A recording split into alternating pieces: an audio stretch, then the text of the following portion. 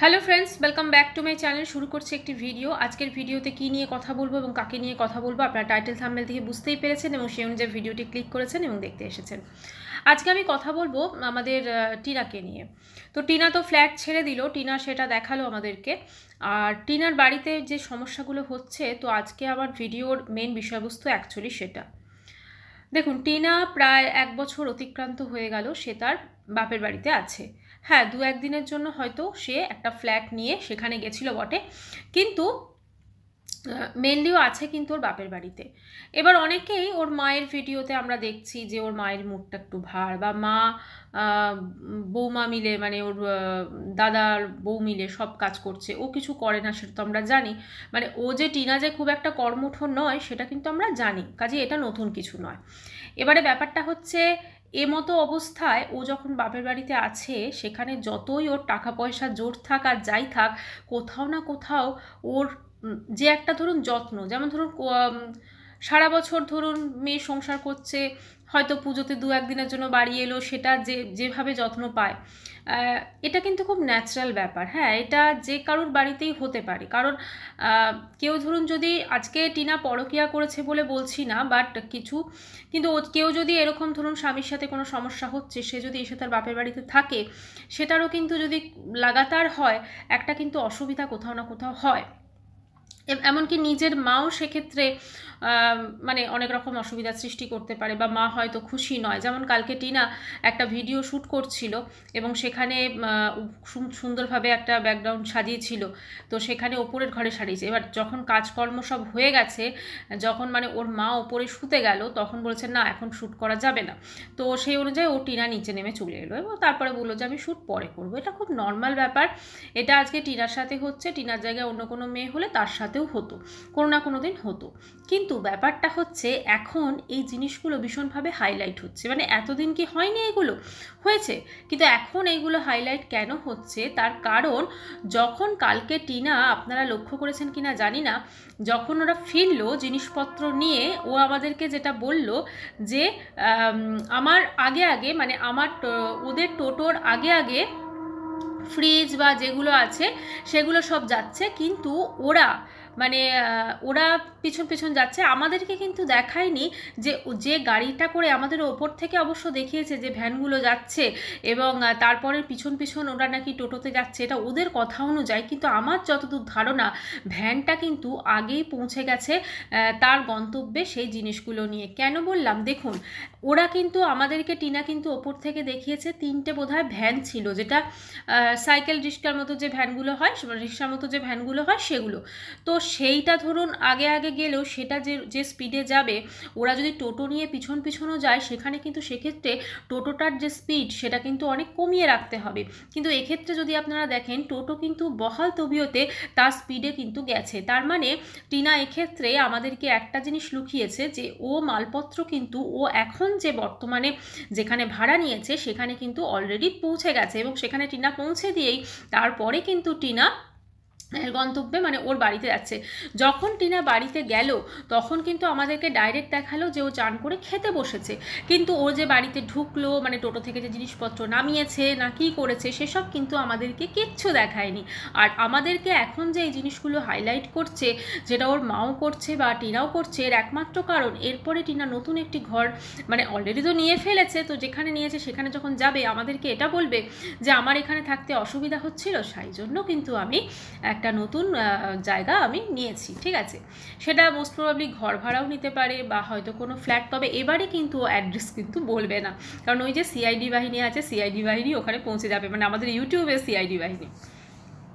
প্রথম কথা বলি, আজকে টিনা এই যে জিনিসটা করেছে, টিনাকে দেখে কিন্তু অনেক মেয়ে, যদি কেউ এই পদক্ষেপটা নেয়, সে কিন্তু ভয় পাবে। কারণ অবশ্যই আজকে টিনা যে জিনিসগুলো, যে সমস্যাগুলো ফেস করছে, ও হয়তো একটা পরকীয়া করেছে, বা এখনও হয়তো সম্পর্ক আছে কি বৃত্তান্ত জানি না, কিন্তু যে সমস্যাগুলো সে প্রতিদিনকার লাইফে ফেস করছে, এটা কিন্তু ওকে সারা জীবন করতে হবে, এটা কিন্তু ওকে সারা জীবন করতে হবে। ওর মা বাবা জানি না মেয়ের জন্য কি ভেবেছেন। এদিকে তো শুনছি নাকি মেয়ের ডিভোর্স হবে না সন্দীপের সঙ্গে, তো সেটা বলাই বাহুল্য যে কি ভেবেছে।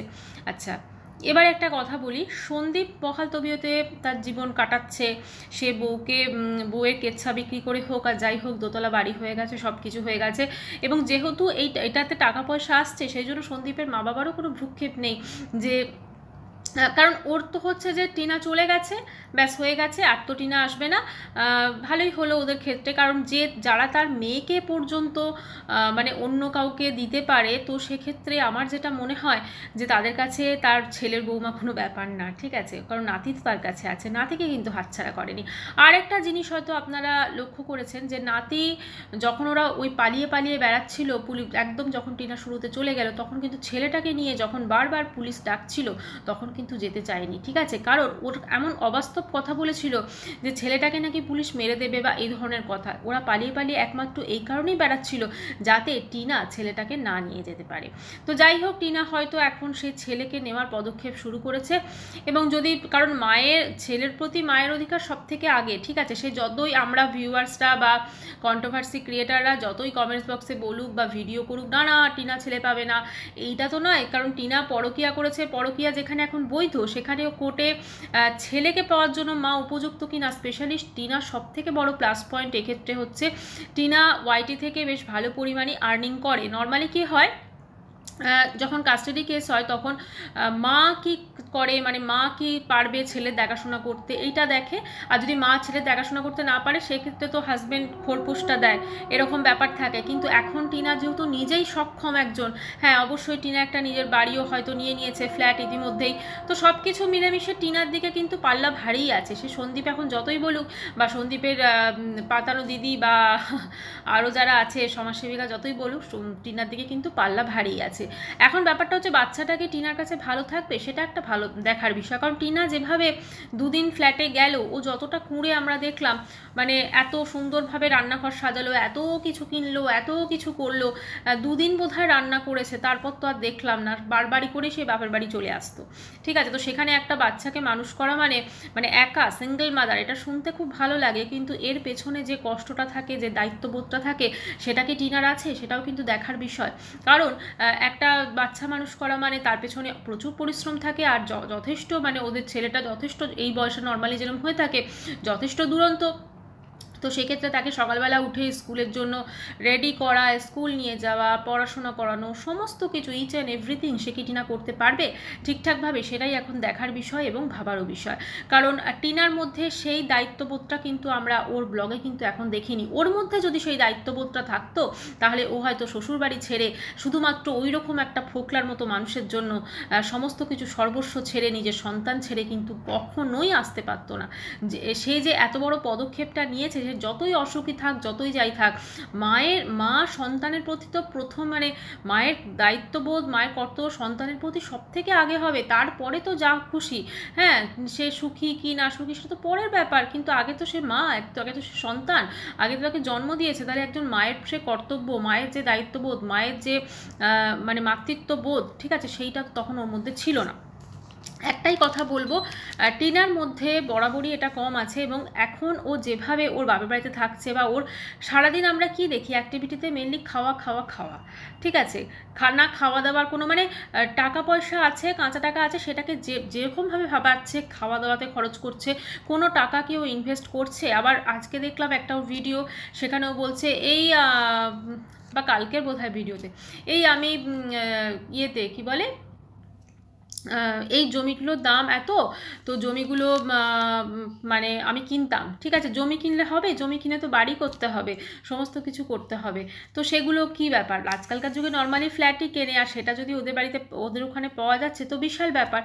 একটাই কথা বলবো যে টিনা বা সন্দীপ দুজনের মধ্যে যদি বাচ্চা কে ভালো রাখতে পারবে সেটা আমরা দেখি, হয়তো আইনের চোখে মা অবশ্যই প্রথমে পাওয়ার কথা, ঠিক আছে, মা অগ্রাধিকার পাবে, মা হয়তো বাচ্চাকে নিয়েও যেতে পারবে, দেখতেও পারবে, রাখতেও পারবে, বা হয়তো সারা জীবনের জন্য দায়িত্ব পেলেও পেতে পারে, কিন্তু একটা বাচ্চা যেখানে স্বচ্ছন্দ বোধ করছে, সেটা অবশ্যই সন্দীপের কাছে হয়তো ওর বাড়ির পরিবেশটা, যেমন ছোটো থেকে ওই পরিবেশে সে বড় হয়েছে।